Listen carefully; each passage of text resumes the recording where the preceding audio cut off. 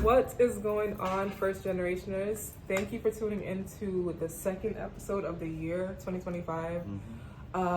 Yeah, that's crazy to say, but today I have with me a good friend of mine, Mr. Jeron Hansen, aka DJ C Melz, all the way from Rochester. Yeah, so I'm just gonna let you go ahead and introduce yourself, tell the people what you do, where you're from. Yeah. Well, hello everyone. My name is Jeron Hansen. My DJ name is DJ C Melz. I come all the way from St. Thomas, U.S. Virgin Islands, but I live in Rochester, New York right now, via the Bronx. Little bit about, you want to say a little bit about myself? Or? Yeah, go ahead. Yeah.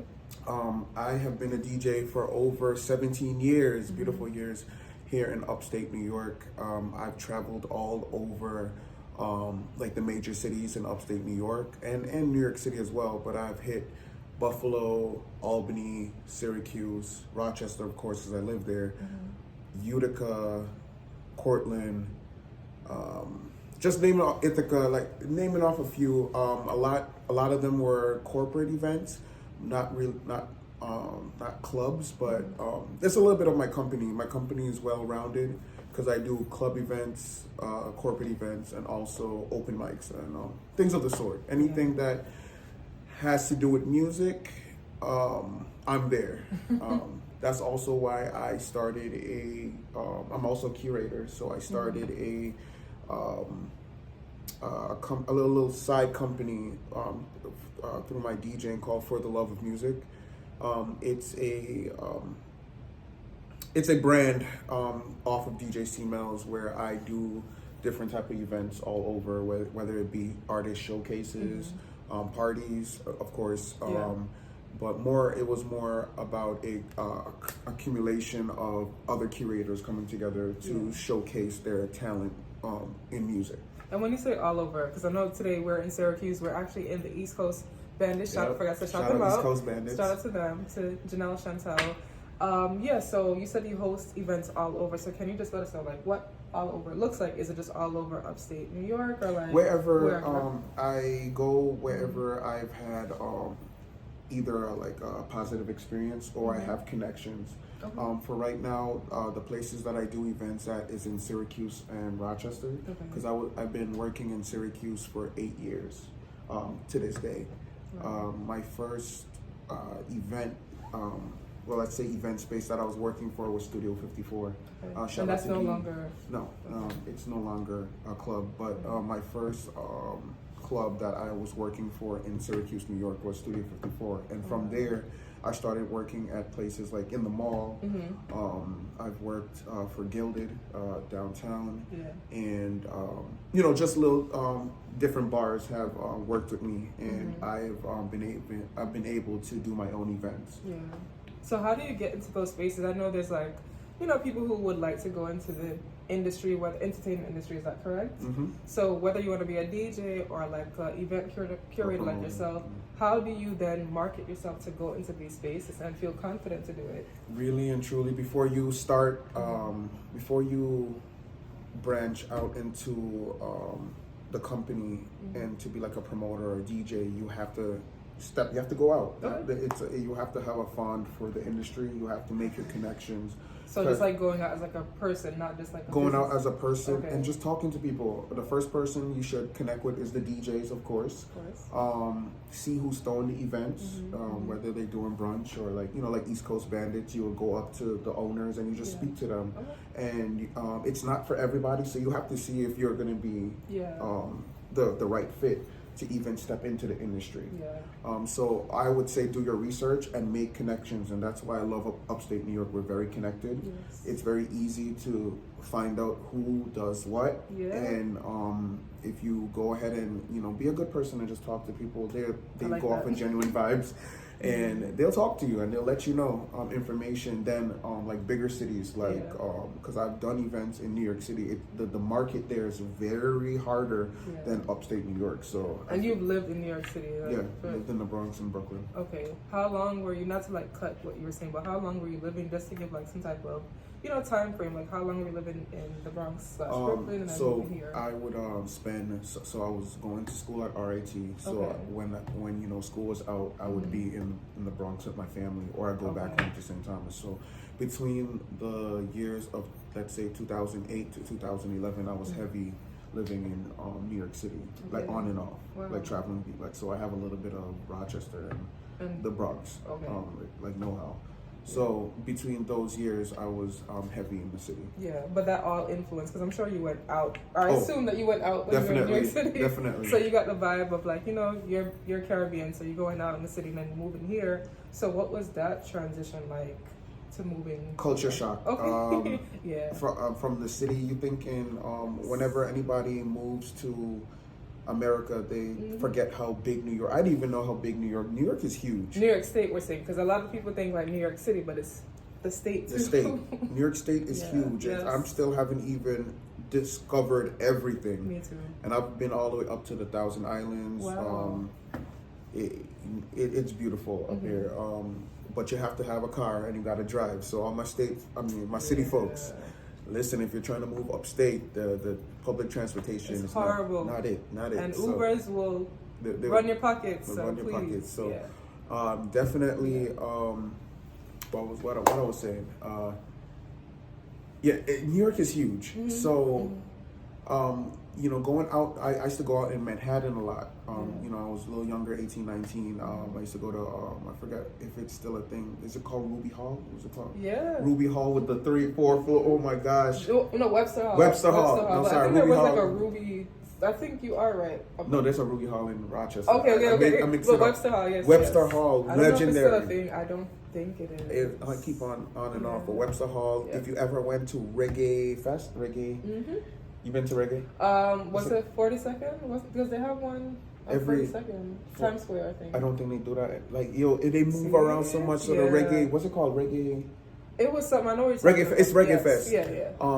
But that was I've seen 42nd Street, I think. I've seen the shift in because at one point everybody was partying in Manhattan, and then people stopped partying in Manhattan. I think because of COVID, things shut down in the city. Then they moved to Brooklyn. Because when I was 18, people weren't partying in Brooklyn. Like, Brooklyn parties used to get shut down all the time. And now everybody's back in Brooklyn. And there was another club called Maracas in Queens. That was my favorite club. I've never been. It was like, you have, like, when you're young, you got to know all the clubs that will let you in the city. So there was a huge Caribbean club called Maracas in Queens, and that blew my mind. I'm talking about hookah in the middle of the floor. And this is like 18, 19-year-olds. Yeah, 19, 20-year-old. Like just enjoying vibes. And then when I went home to the Virgin Islands, I didn't realize, like, we are big on tourism in the Caribbean. Yes. So our spots... So we take pride in our clubs.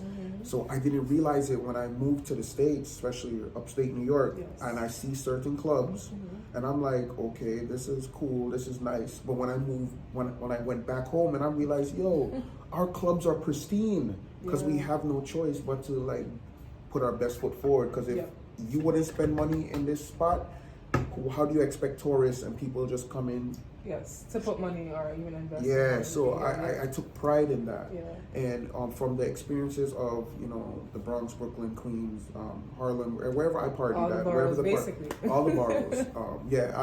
I was different. Even people from New York City called me like a little different because I've traveled around because, I'm not from originally, like, this is all new to me. Well, not anymore, but like at the time, I would take a train from Bronx to Brooklyn. I was really acting like a tourist. Like when I was younger, like people were like, "What? Like you going? Yeah, like." But I feel like that's New York City vibe. Like if you are living or growing up in New York City, you're gonna take the train. You're going to explore. Okay. I thought people that was from Bronx do not go to Brooklyn. That's not true. Being from the Bronx, I always was in Brooklyn. I respect that, but they are so like lazy. They don't want to get on a train. It's like 2-3 hours. I mean, it depends on where you're going in Brooklyn. Let me be true, depending on where you're going. But some, some people stay on their block. That's you don't true. know. You're right. You're right. I understand. Like going to shout out to the Bronx, but the Bronx taught me.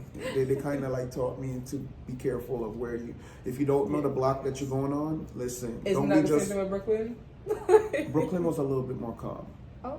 Depending on which, but I was in Brownsville, so I don't know. Like I shouldn't be talking. Okay. But I never said.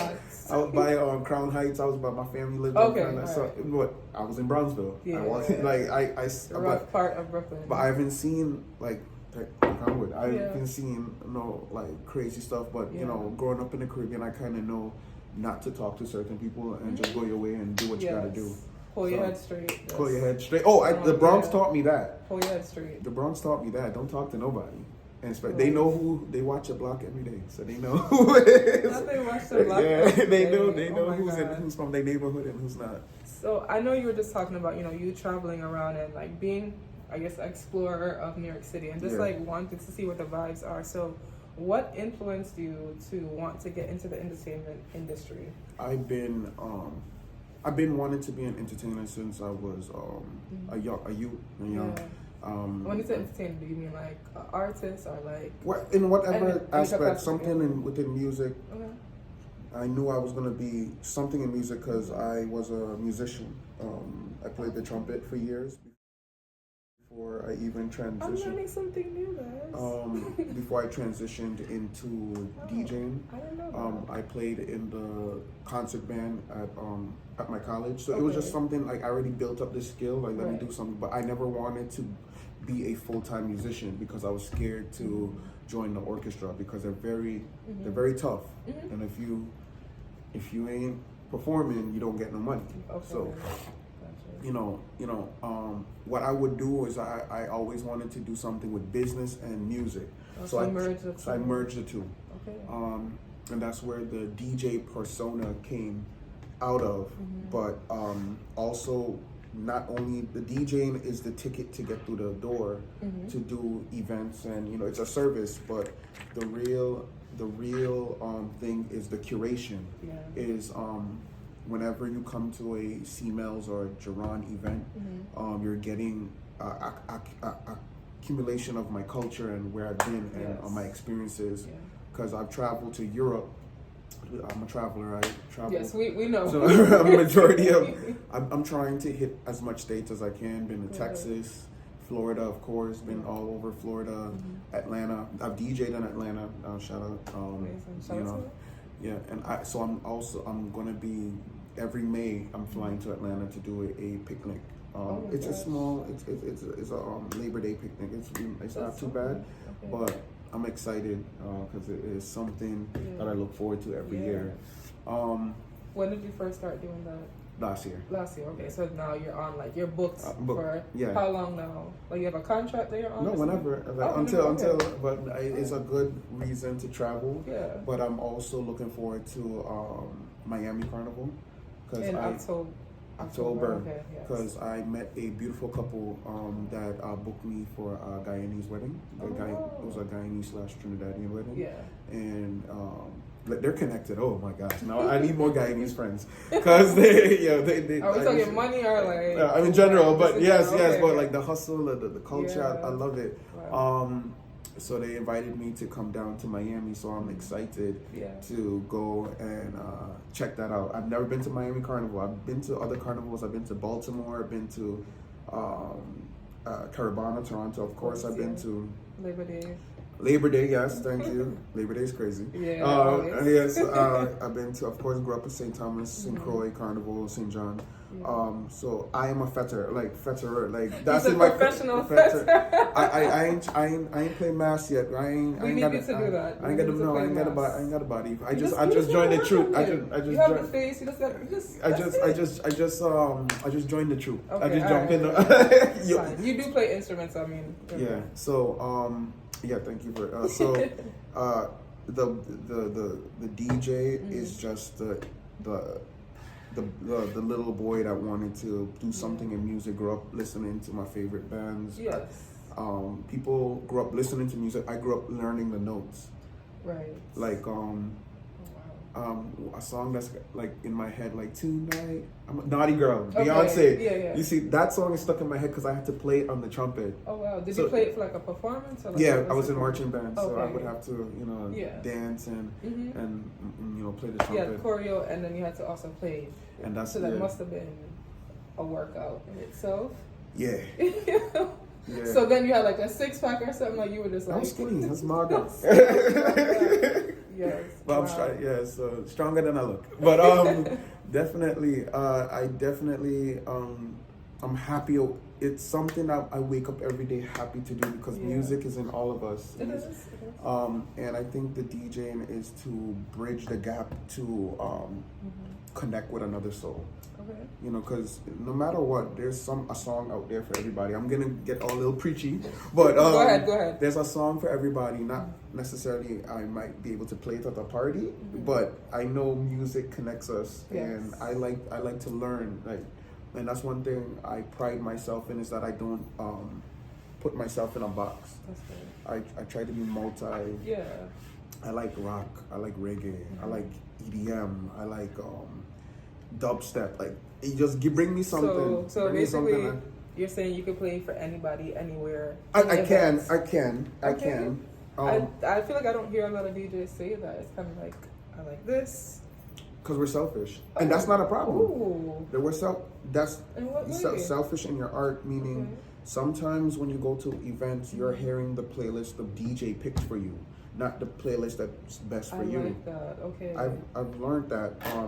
And as DJs get more big time, they start producing their own tracks and they start producing their own albums. So you're there are artists. Yes. So at that time, it's either between being a club DJ that you're DJing for a club to dance, or you're an artist. You're just a straight up artist where people are listening to your tracks that you put out, whether it be mashups, whether it be just. You know, but it's not necessarily their music. It's just like music that they like that they're putting together. Correct. Well, we're just like consuming it. Yeah. At one point, it'll be when they get to the top, it'll be their music. It'll be their mashups. If you see a DJ do edits, it's stuff that they're putting together and they're putting it out to the world. Okay. So it's levels to like the DJ world. So, I'm the type of DJ that I want to do. I'm a mashup DJ. If you want to put a term, I like to bring different cultures together. Okay, so when we say different cultures, we're talking different like genres. I'll do like Afrobeats and soca and dancehall, R&B and dancehall, like because now with the new technology that the DJ software has put out, we can do more mashups.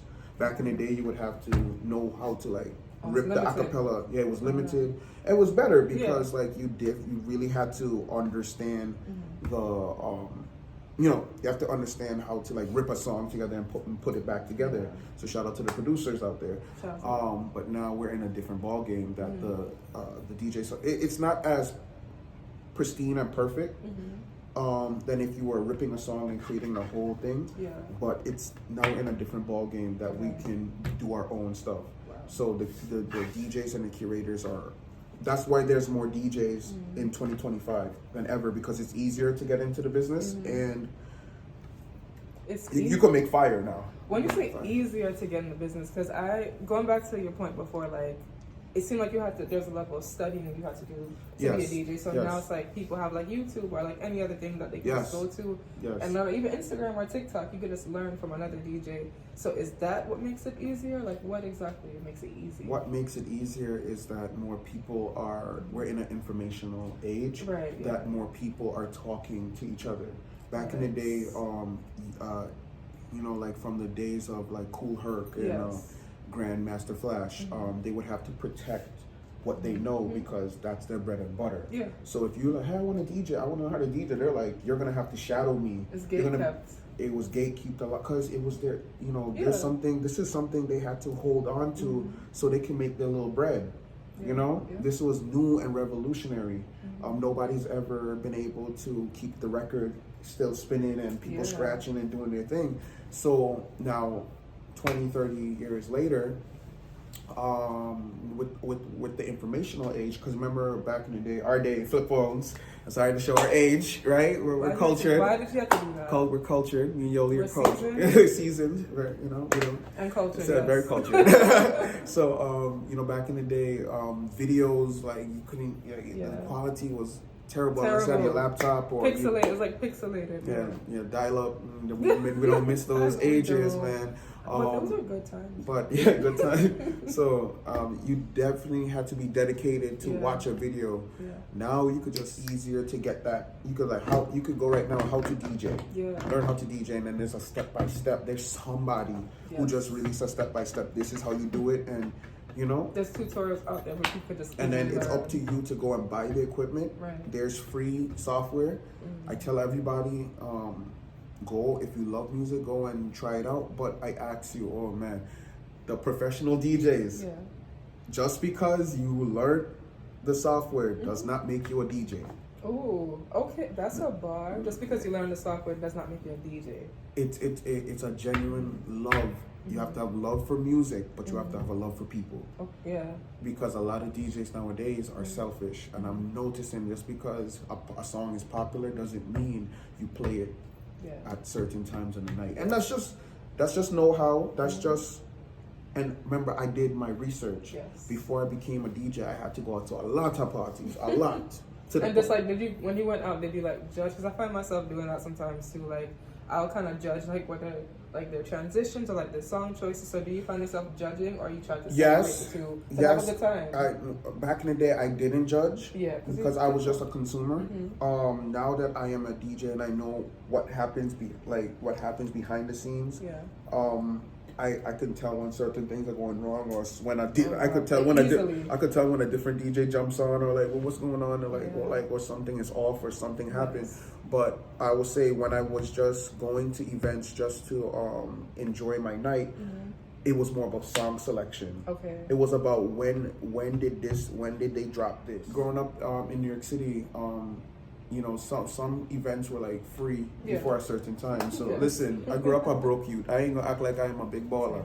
So I would go out. I'll be like sometimes the first people in the spot, but then you know I would be listening to the opening. Yes. And that's the culture. Like how does the DJ transition from when nobody's in the fete to the party, the prime hour when everybody's there? What do you drop? Yeah.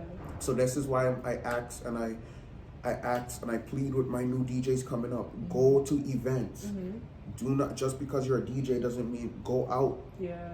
Like that's how you keep yourself fresh. And you learn from the top. Don't, you know, sometimes people go to their friends' events and then it's just like the same cycle. You have to go.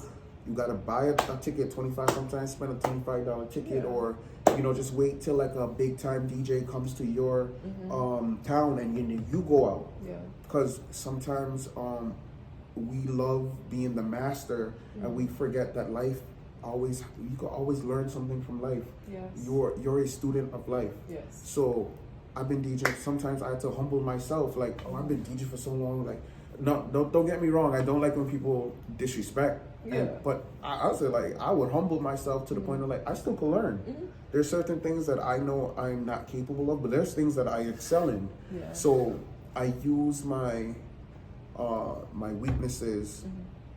I control my weaknesses. I know I'm not gonna show everybody what my weaknesses. I'm gonna to keep some things. I'm gonna build on my strengths, but then my weaknesses, I use them as my superpower. Like I know what I need help on, so I'm gonna go find out until I get it. So then it becomes a strength. Yep. So that's one thing that people cannot take from me, and that's one I have studied. And I'm humble enough to go to well, you see why I'm here. I come to events and I check out like, well, let me see what you got. And you have DJ friends, but like I feel like you're supporting, but also you're learning from each other too. Yeah. It's teaching. You're also teaching too, so it's like. Oh yes, I forgot. Yeah, I do teach for the On the One Center. I do teach kids, young adults. On the One Center, can you tell the people where that's at? Because On the One Center, it's in Destiny USA Mall. In Syracuse? Yeah. Shout out to Bella J. Shout out to Shaky. Shout out to the whole team. Shout out to Shy Guy. Shout out to Navo. Shout out to EJ, Lancaster Gallery. We're here in this community teaching anybody, whether it be pros to amateurs, the art of DJing. DJ Bella J, she does camps. And in her camps, she teaches kids from the basics of like... you know, where DJing was, you know, where was the rate, like where it came from to where it is now. Yes. So I just want to say shout out to the whole Syracuse community for that dope. Big shout out to them. When did you first start DJing? Because I don't think we talked about like that moment that you started to DJ, and then it just continued. So you want to hear a funny story? Of course. 2008. Yeah. 2008. 2008/2009. Going back to college, I can remember it today. My buddy had this little controller and a virtual DJ, and I was like, "What is that?" He's like, "Oh, this is virtual DJ, and this is what you do." He showed me things, and one thing I learned from music is counting on beat. The downbeat. I know the downbeat of a song. I know how to. Oh, is that like kind of like with dancing too? I mean, yes, they're counting. Yeah, you're counting. So yeah. dancers and musicians have something in common because we know how to. Yeah, you guys know. Well, you guys have keep rhythm. Yeah, the rhythm. Yeah. But we also have like make sure we count like so we're on. Yes, 1 and 2 and exactly. So you come on and down. Sometimes you come down. You step on the downbeat or you keep it in your head, but it's a constant flow. We're preaching right now. No, we are. Yeah, because this is life. This is what we live it. Yeah. That's a beautiful thing about this experience.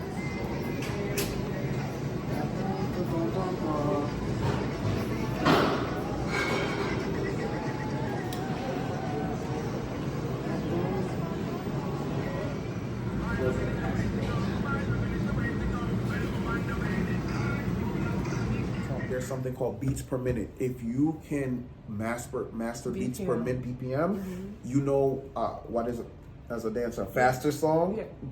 You have to do a different routine to a faster song versus a slower song. And BPMs, beautiful thing about songs, they range from the slowest song probably around 665, and it goes all the way up to 155. Okay. And in 155, you're in soca. Soca and EDM. High energy. Thank you. And that's the beautiful part about music. It all has a rhythm and a flow. Yeah. So basically, we have ballet, contemporary, all the way to soca whining. The soca whining. So once I mastered BPM, I remember there was a house party. Yeah. When I became a professional DJ, going into my 3rd, 4th year, they shied away from me doing house parties. They told me that house parties are unprofessional and you should stop doing them. It is so funny in 2025. Now that was more than a decade ago. 2025. That's what we want. Apartment life, boiler rooms. So true. The intimate things. That yes, we want. the intimate things. It has made a resurgence, and it's kind of funny. And there's a lot of DJs. I'm sorry to say, like they call them TikTok DJs. I feel like that's a derogatory, because TikTok is just virtual another platform. DJs, maybe? I don't know. That's no, we call it the professional DJs call them TikTok DJs. It's derogatory. Like they stay on TikTok because they start making content in their bedrooms and they put it out, and people's like, "You're dope." Yeah. I would encourage any DJ to start in the house. In the house, yes, practicing for yourself, but then also practice with a couple people to see their reactions. Because if you go straight from your house to the club, you are a selfish DJ, because you only know a specific amount. If your friends react to this song, if you're hanging out with your good guy friends or good girlfriends, and they like this song, you're gonna play that type of music. And also is biased too, because like they're your people. So I don't know. Like, all friends aren't like. Some friends are gonna be honest with you, but I feel like for the most part, your friends are gonna support you and like big you up and like continue doing it. That's a specific. You see, that's a specific, intimate type of people. That when you're DJ for a bigger party, you have to go by the majority. And as a seasoned DJ, if you notice that DJ just playing certain songs, they're testing the waters to see the reaction. It's a beautiful science behind it. So the warm up is always the most important part of the night, because you test it. Because when people come to a party, the first thing you do is you either go grab a drink, you grab some food, you catch your friends, and then you find your area for the night where you want to stand and hang out. Right. What a DJ has to do is figure out who's in the building. Okay. And once we start dropping songs, we notice, and then if you have a DJ that talks on the mic, they're gonna see who's in the building. Yeah. And then they start. Then the song selection will start to change depending on who's in the building. Is there ladies in the building, and there's more? Is so there more? You're serving the crowd. You're serving the crowd, but that's me. Yeah. A lot of people don't do that. They're just gonna play to whatever they gonna play. Going back to your point about being selfish. They have a set list. I've seen it. Yeah. They have a set list, and if you come and ask, "Hey, do you have this?" Don't do that. I'm like, Yeah. There's millions of songs out there. Why are you playing this song at this time? You know, but that's just me. Speaking of song selections, like what was like the first songs that you were choosing during the time that you became a DJ? Like what was your like go-to? So it was culture, R&B, hip hop. Okay. A lot of 2000s. I grew up on 2000s hip hop, R&B. A lot of soca at the time. Definitely soca. And thank God, when I first started DJing, I was DJing for college. So there was people from all over, people from the Caribbean, so they knew the song, so we didn't have to kind of introduce the song. There were certain songs that we would introduce, like the new soca at the time, especially when Marshall started blowing up really huge. So every time Marshall dropped a track, we would play it. That's smart. That's really smart. And another thing, before I became a DJ in Syracuse, I would come to Syracuse parties. SU parties were big, huge. The Shine. I think there was I think it had like a barnyard. I think they like the Shine or something. But Barnard McDuffie. No. It's on the school. It's like I forgot what it's called. I don't know. It's but they would know. Yes. But Syracuse CSA. I was part of CSA. I was part of Caribbean Students Association. So there's one in Buffalo. There's one in Buffalo. There's one in Brockport. There's one in Geneseo. Anywhere the Caribbean students are, there's a Caribbean student. Yes, so we were able to bounce around, and we would just that would be our weekend. A lot of people I've experienced a different life because when there's Caribbean students, they throw our type of parties, so we would go bounce around, and then we'd be collecting music everywhere we go. Wow. So was this all based off like your upbringing, like the selections that you chose for parties? Okay, that makes sense. And my experiences. Because now I would now moving to America, I would be listening to all of this different type of music. Some of them were not really my forte, but I mean, I live here now. Because I didn't understand some verbiage, some lingo. I wouldn't understand. I'll just be singing it. Can you give an example of like?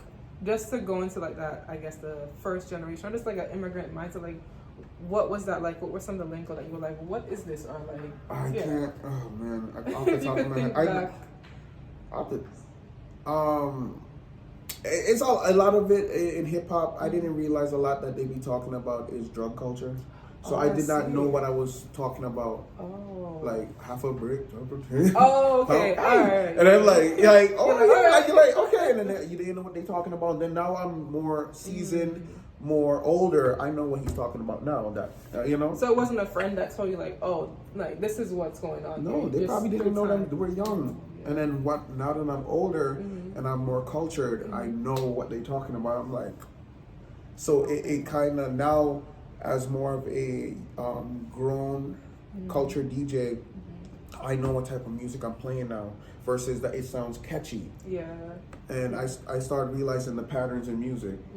And I'm like, okay, this is what they're talking about. So you can see the vibrations and way how people move because of the certain music that you play. Because music has a certain frequency that taps into the soul, and because if at the end of the night they play our smooth R&B because people are ready to go home. In the middle of the party, you turn up the turn up music. It's hype. You don't put on sad. Everybody's leaving. Because people gonna look at you like they're gonna be like, wait, DJ, what are you doing? But like, I mean, that's a good song. Vibe, you could play like Money Long or like, and then like like you see the energy go down, and then you could bring it back up. But the DJ is a Pied Piper. The DJ is a pipe. You have so much control over everyone. The DJ is a Pied Piper, like, cause when I'm DJing, I say we're taking on a journey, and then even when I want to drop a certain song, I would tell you guys like, hey, let's do it like this. So I'm telling you, so people, especially when they are at one of my parties, I take them on a journey. And most likely, I'll be the people that really run the parties for me is the ladies. It's the ladies and the dancers. Now, I like men who come out to dance and have a good time, and they're in the floor because that's where the Jamaican reggae side. I mean, not say just Jamaican, but the Caribbean side, the choreographers. Shout out to them. They make the parties very fun. They do. The ladies gonna run the party regardless. But those are the people that because we're That you all in the cater industry, to. I cater Yeah, to them because whether or not people are gonna watch you guys, especially the Harlem We're having Shakers. fun. The Harlem Shakers, that's my real people, like the Get Light. the Get Light crew, yeah. Yes. So So you cover a spectrum of people, all different types of people. Yeah. How did you develop your skills over time? Did you take lessons or like no, learn from self-taught, friends? self-taught, and as I said, life is a teacher. So I would they had a joke about me. I was so hungry about being a DJ. Every party, you would see me up at the DJ booth. They'd be like, "Watch, when's your 5 seconds into the party?" I'll say hi to everybody. Then I'll be up on the stage. I'll say hi to the DJ, and then I'll just be standing behind them. A lot of DJs were very nice. They're like, "Let me stand there." They're like, "Don't even know me." They're like, "Whatever," and I'm watching them. Wow. So that's how hungry I was. Yeah. I would be, but I wouldn't touch their stuff though. You don't Oh ever yeah, no, do you that. don't touch the DJ's equipment. Oh, I wish people would know. Yeah. Do not touch the DJ's Don't come there with equipment. a drink in your hand either, requesting a song. That equipment is $1,000. It's so much The money. laptop $1,000. The DJ control is about $2,000 new. And then also, you don't want to cause a fire, like. You don't want to shut down the party. Right. You don't want to spill your drink. vibes. You don't want to spill your drink, Yes. and then when you look, party done. Yeah. Wow. Like I don't So I was up there and I learned. I had my favorite DJs from back home. Can you name any of the favorite? Of course, DJs one that you of have? my favorites is DJ Avalanche. He's a touring DJ. He does all the big fets in the Caribbean. There's another one called Joker. I went to school with him, and it's beautiful to see that now he's taking over the whole Virgin Islands. He used to DJ in Orlando, back and forth. Like there's some big hitters from the Virgin Islands that travel all around. See, we wouldn't even know that. We're just there for vibes, and we're like, we don't, unless you follow the DJs, and of course. I follow all of them. Yeah. A majority of them, and big up. Got my boy KB from St. Croix. That's my dupes. Like you gotta find your tribe and the people that vibe with you, and like they're gonna go places where you're going. Yeah. And a lot of DJs drop mixtapes. They, when they're practicing, that's when you know a good DJ, when they drop a mixtape. Yeah. When We're a talking DJ SoundCloud DJs. SoundCloud, Mixcloud, it don't matter. And once they put out something, they're testing the waters, and that's the beautiful thing that a DJ does. It's like an artist dropping a mixtape and then he putting it out. Is like, do you like this music? Come hear me.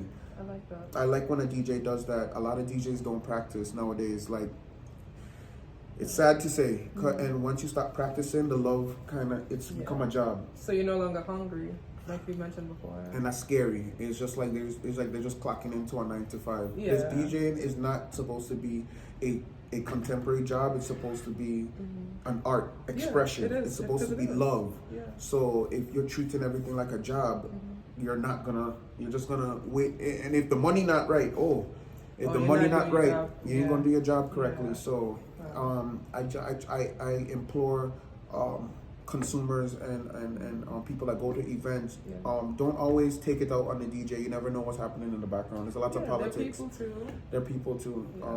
But just encourage them. Like if they're not playing the right type of music that you like, just be like, DJ, you know about this? And listen, I'll be honest with you. If a DJ tries to sun you or be like, I know better than you, I would encourage you, don't engage with that. Don't go back to the events. It's supposed to be you teach me, I teach you. I see. Okay. All right. So like a level of humility in a way. Yes. Like being able to receive the feedback in real time. Yeah, don't be rude. Like if they say, hey, I don't have that song, I'll look into it. Work with them. But if they tell you, get out my face. Ooh. Is that common for DJs to be like, move, like don't? Because we're not like that, but yeah. I try to explain it. People don't understand the science. So first of all, they're bold enough to go and DJ in front of, it could be 15 to 100 to 2,000 people. Yeah. That's already crazy anxiety. That's so vulnerable in itself. It's you. It's all, whether you're sharing it or you're just the one. It's just you. You got to make sure you can rock all these people. Yeah. Number 2, DJs prepare. It's like studying. They prepare meticulously. Yes. Meticulously down to the point. Okay. This is my opening set. This is the reggae. For the reggae heads, if they're there, then there's There's like the, for the ladies section, there's, this is how I'm going to end it. They already know where they're going, but you can't always plan it down to the T. Yeah. You have to give room for error, or like things happen. Things are not always going to go, your set is not always going to go the way how you think it's going to go. Yeah. So for audience members to try and jump up, it's like any job that you do, somebody trying to tell you how to do your job, you're gonna feel a little bit like, hey, I was picked for this job for a reason. Let me do my job. But if you can help, I would appreciate that. Yeah. If you're not the one paying them, and if you're not like a good friend that can see something's wrong, like, hey, you're not watching, like people not dancing, they're not going to listen to you. Okay. Because it's a level of trust. Because a lot of people sabotage. I'll give you an example. Every DJ hates when somebody bothers them for a song request. And it's like, play my song. Like now they have the whole thing with the phones, and they're like, play my song. And I'm like, back in the day, it still is a thing. It's called tip culture. Okay. We are in the industry. Like if you're asking a bartender to make you a specific drink, you tip them. Yeah. Typically, like especially if the drink is good. Also, if you ask for a song, even if it's $1, it's about how quickly you want this done. I'm learning so much. I didn't know. You bring a DJ $5, like, can you play this song for me? You're gonna get your song played. It's not like bribe.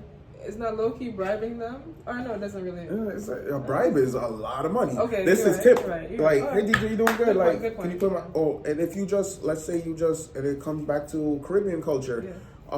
If a man or woman walks up to a DJ and drops money, that automatically means money pull up. And if you don't pull up the song in 5 seconds, they're going to come take their money back.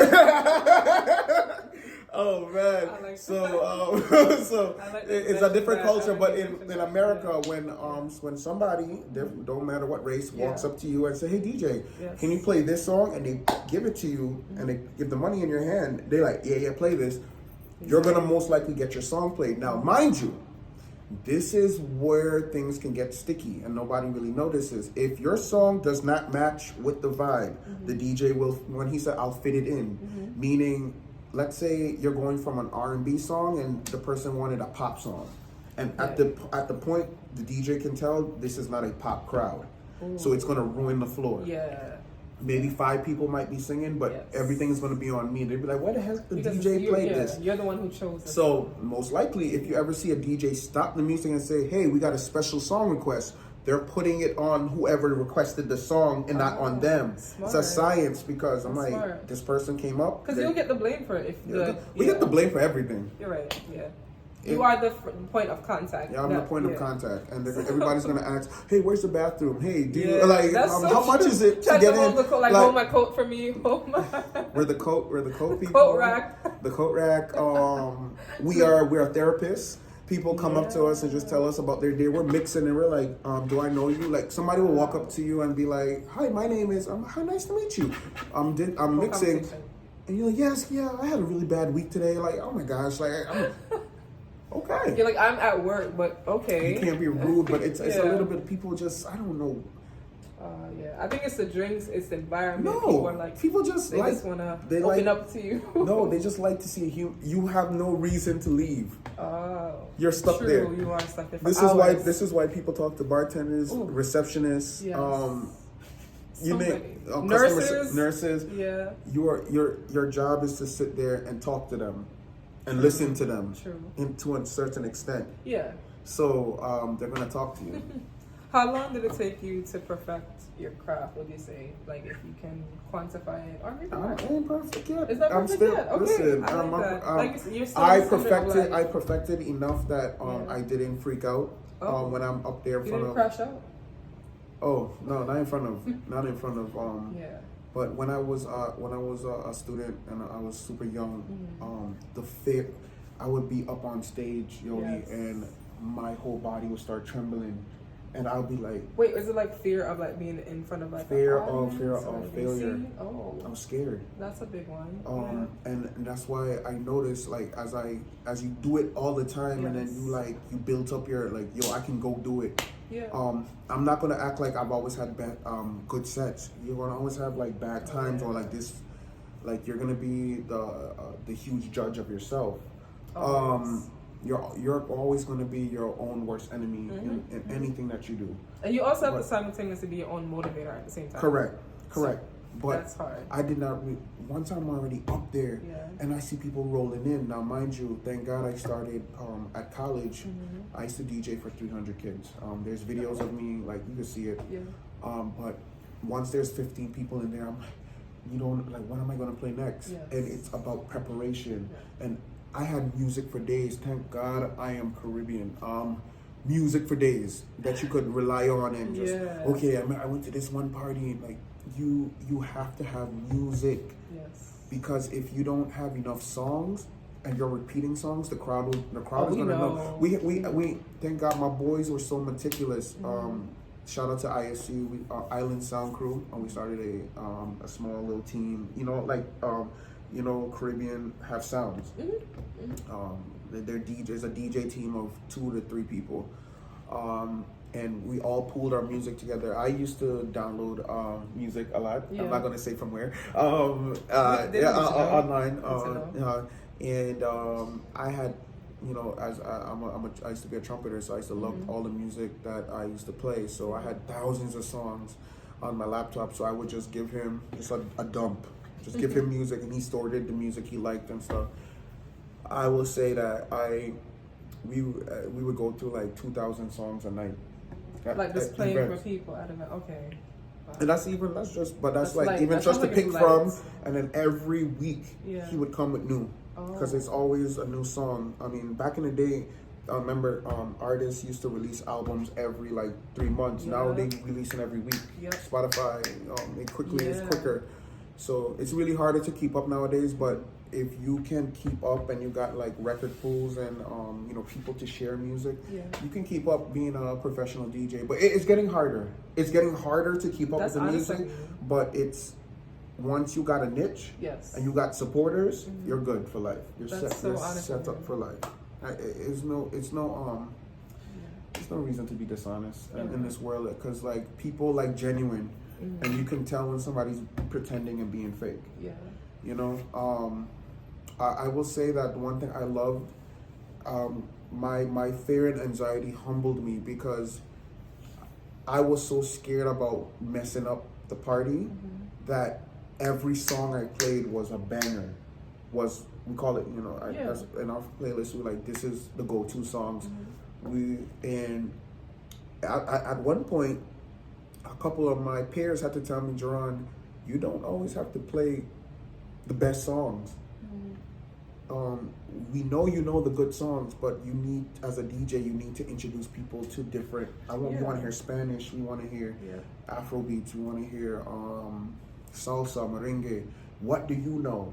And it came to a point I'm like, because I was just spoon feeding. You guys like this? Let me give it to you. But they're like, you gotta surprise them. Who are you? I said, this is cookie cutter. As like my other big time DJs, like, this is what everybody knows. That's cool, but how can you take a song that nobody knows, put it to the masses, and push the culture along? Because I forgot, a lot of DJs are not pushing the culture. And I don't know. I feel like as DJs, I always think about this, like, is it not your job to introduce people to new music? Yes. That's what, have we gotten away from that? We have gotten way away. Because like you said, we're playing things that people know. We're keeping it safe. But like, introduce people to new sounds. Like, it might take them a little while to be like, oh, I don't know what this is, but they might still move to it. Right. I will say this. This is the beautiful part of me partying in New York City. At 12 a.m., they were dropping new tracks. They're like, if you don't know this, you better get on it. And then you would hear like the newest, like, I think I heard Bobby Shmurda before Bobby Shmurda was like out there. No, he popped, and then he had them perform in the club. Oh, wow. And the dude at a Millie Rock on every block. I saw him. Who is that again? I forgot. 2 million something. Oh. 2 million. Okay, we don't know. So that's just New York City. And that's the stuff that they can do.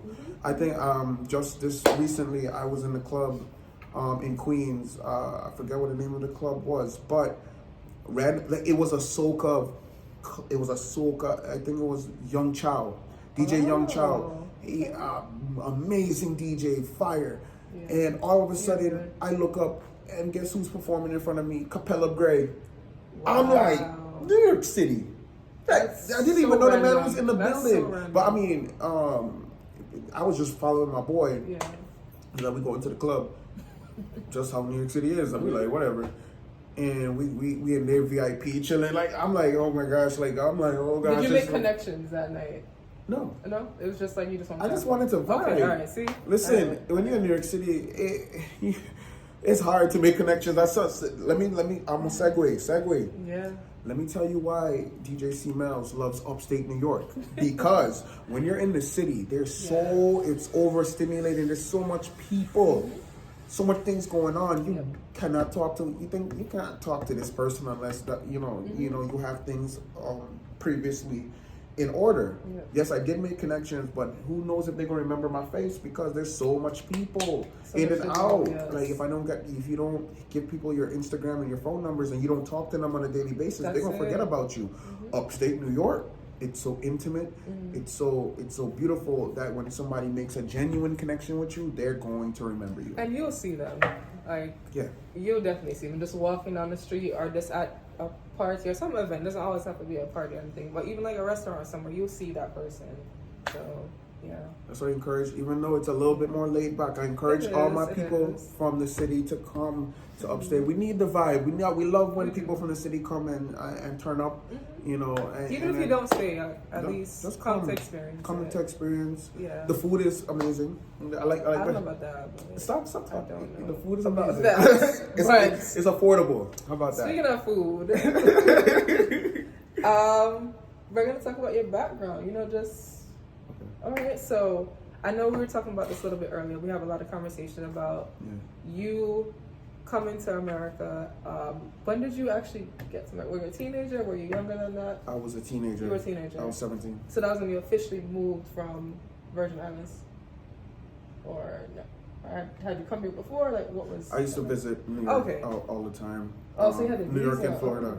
Okay. Oh, I'm a U.S. citizen. U.S. citizen, yes, because By U.S. birthright. Virgin. Why do I always forget this? All right. If I was born in the British Virgin Islands, it'd be a different, because it's the British side and the US so side. that would be them to take care of that. So, 17 was when I officially moved to America. Okay. So was that move like something you did, or like was it for school? Or? For school. For school, officially. And I wanted to experience life. Yeah. Finish high school. Yeah. Wanted to get out there and do something different. Yeah. With my life. And I know that we talked about. I just want to like get clarity. So you're first generation Saint from Kittician, or like I'm a first generation Saint. Technically first generation Saint Thomian and first generation Kittician. Okay. How is that? How can you just like? Cause my family, my mother's family moved from St. Kitts to St. Thomas. Okay. Got a citizenship in St. Thomas and then sent for the rest of the family. So they became St. Thomians by migration. Oh, okay. Then my mom had me, and then I'm a first generation St. Thomian of the family. Oh. I'm Kittician and St. Thomian. Okay, now I'm following. Makes sense? Yes, Okay. now it makes sense. So your dad, is he also from St. Thomas? He's from St. Thomas. Okay. Born and raised. Yeah, I feel like I sometimes confuse. So St. Croix is like something different, or that's St. Croix is part of the U.S. Virgin Islands. It's St. Right. Thomas, St. Croix, and St. John. Gotcha. Okay. Just so people understand, because I feel like I always say the wrong thing, but thank you for clarifying that. What was it like growing up in St. Thomas? Actually, I loved it. I didn't know I was. You never know what you have until you lose it, and what you don't need. I realized growing up around fruit trees and mango trees in the backyard, culture and respect and manners. I miss it so much because when I moved to the States, it's a culture shock, and you have to remember I grew up with majority African. I say African. African Caribbean, Caribbean people. It's a different when you move here. Like, it's a different mindset. I would encourage everybody to visit the Caribbean once in their lifetime. Yes. Don't stay on the resorts. That's just the bells and the whistles. Go into the community. You're be a good person. You're getting a watered down version of the entire Be a good place. person, because the Caribbean people do not like people coming in there acting like you're better than us. Please be careful. Yeah. As long as you're genuine and you're nice, they're gonna take you on. But then there's always bad apples. So anywhere you go, be careful.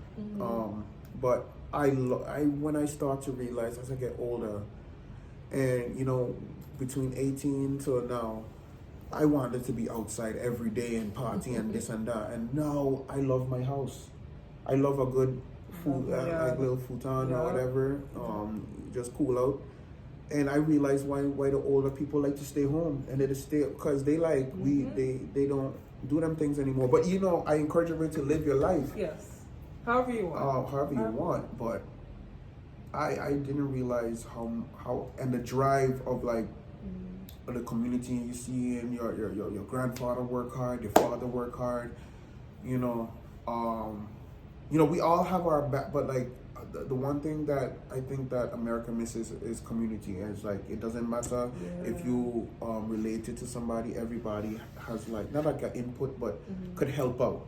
Each one teach one, everybody help. It's so individualized here. It's like you just stay to whether your family or you just stay by yourself. You don't really try to go out. But I do feel like there's a need for community now, especially like for me being a journalist in my work. Like I see people like whether it's book clubs or like going to events just like randomly. Like people want to be in community. They just I guess don't know where to look or how to form it and like to trust that like, all right, these are my people. What are your thoughts now about, not to make this too political, I tried to keep that out of this, but what we're doing is very politically driven. It's a little different, but I wanted to ask you, your thoughts about the current administration. We're seeing all the deportations, ICE raids, someone who has lived in a different country and now you're living here. Like, what are your thoughts about that?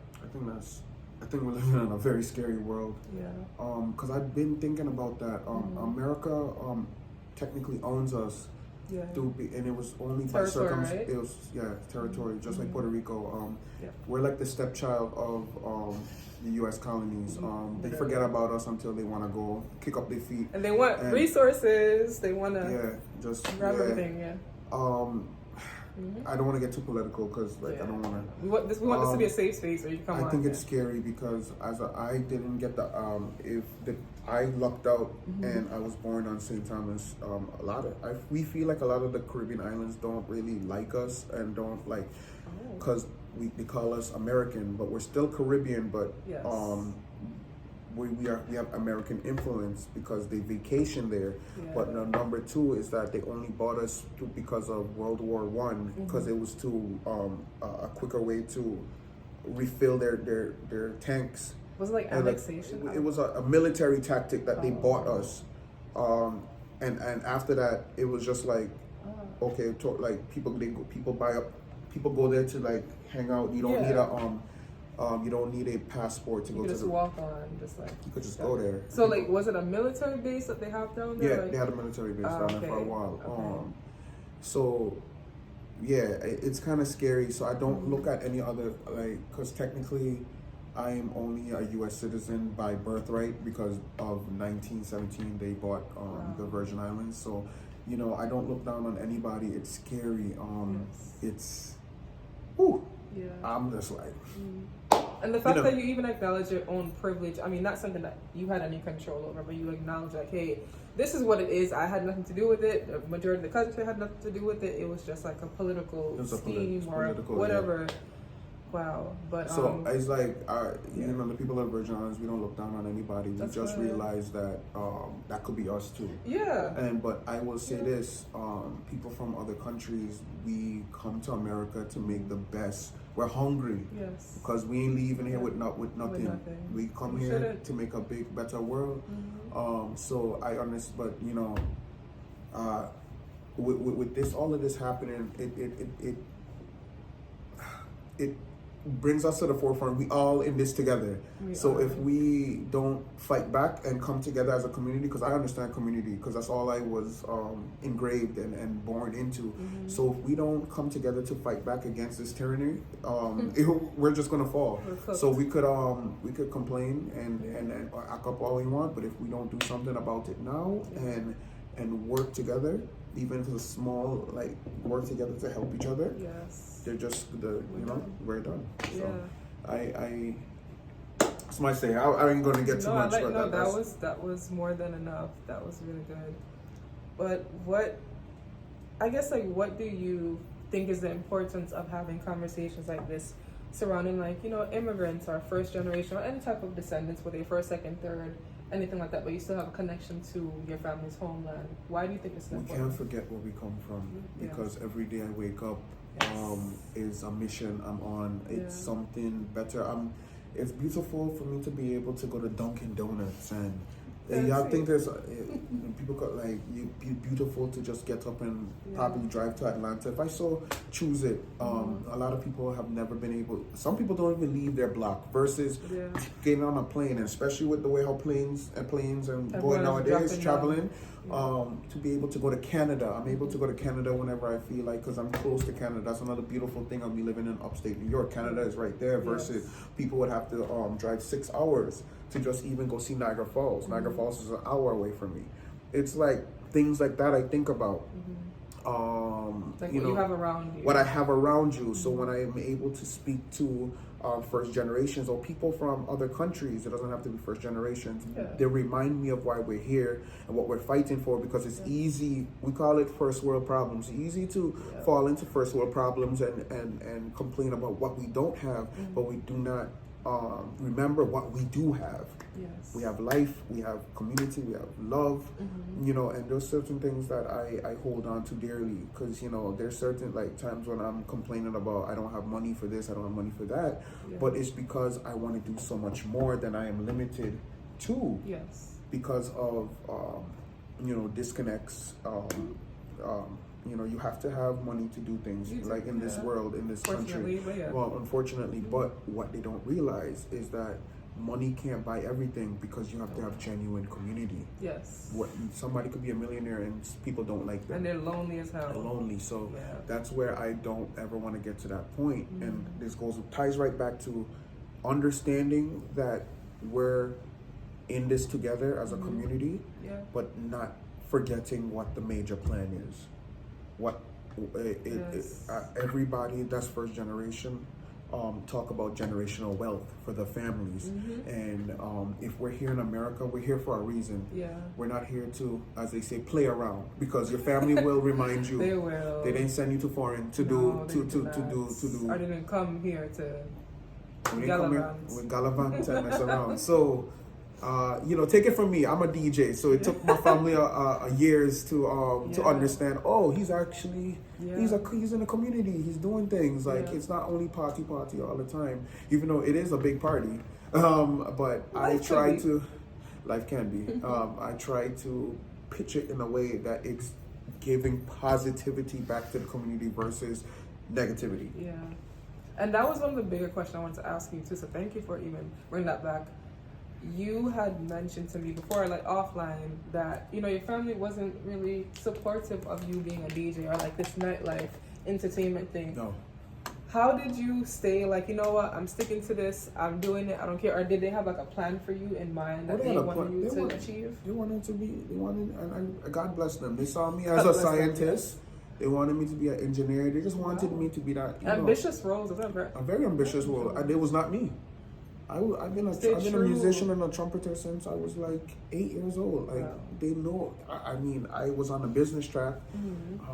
You know, I'm a good businessman. I mean, you can't tell your kids what they're gonna be. They're gonna be who they are, and then they're gonna be like, hey, this is who I am.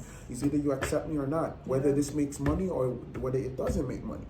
You know, and you know, everybody has a role in this world. Everybody has a role to fulfill in this life. We do. You know, I my heart goes out to a lot of first generation anywhere, because if your family does not support you, it hurts. It could really deter you, and it could make you depressed. But not to get, I'm just saying, for piggybacking off of her last statement, I know who I was, and I couldn't hide it. So it was a lot of hard talks with my mom, you know, with my dad, about, hey, nobody could tell them who they were, and they followed their own path, even because I learned from them. They just want the best for us, but sometimes they go about it the wrong way. It comes to a part where you have to stand firm. And this is just self-discovery. You could work the 9 to 5. You can. I had a very extensive IT career. I worked IT for over a decade. I'm very good at computers.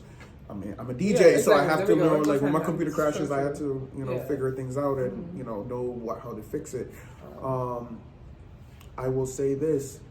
There's certain skills that you can fall back on, but who you are is always going to be there.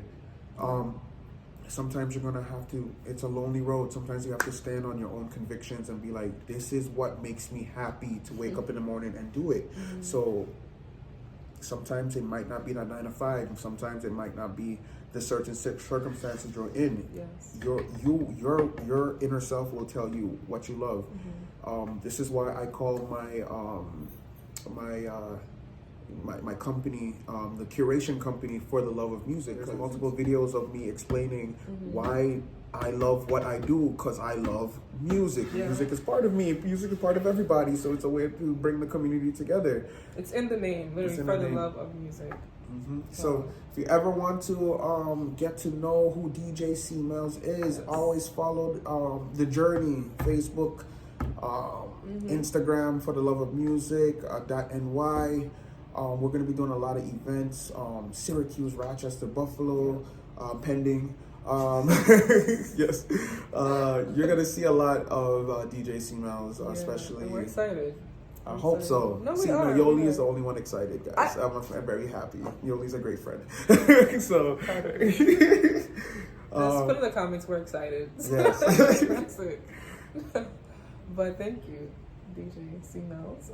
I feel like that's so weird to call you that, but that is your name. Do you know what DJ C Melz stands for? I don't. Can you let us know? Okay, good. Because I keep saying this. Because I'm like, Jeron, where does that come in? Okay. It comes off of a little bit about my family. My family is Danish, Irish, and a lot of stuff mix up. So a part of my family they came out very lighter than me. My mom is she's a beautiful dark-skinned lady from St. Kitts. My dad is we call him Frenchies.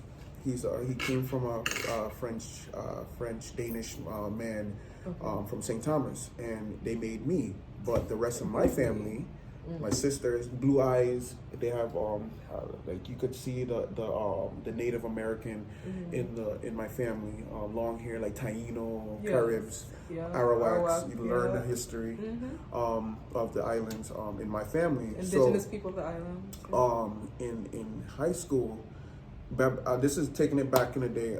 I used to have a social media account called High Five. This is where when it has High Five MySpace. So back in the day, I used to my username used to be Caramel. Yeah, people laugh at me because and it's still my email, caramel.hansen. Caramel, it's chocolate. Yeah. It means chocolate. I grew up in the Caribbean, so I got burnt. So I grew up in the sun. You just got sun-kissed. Sun-kissed. So the rest of my family, they're more of the fair, lighter skin. So caramel came from a respect of my family and my roots, and not forgetting where I come from, because sometimes when people see my sisters, they look like y'all not related, because they got blue eyes. One got blue, like beautiful brown eyes, long hair. And they're like, no, y'all not related. I was like, yeah, that's my blood sister.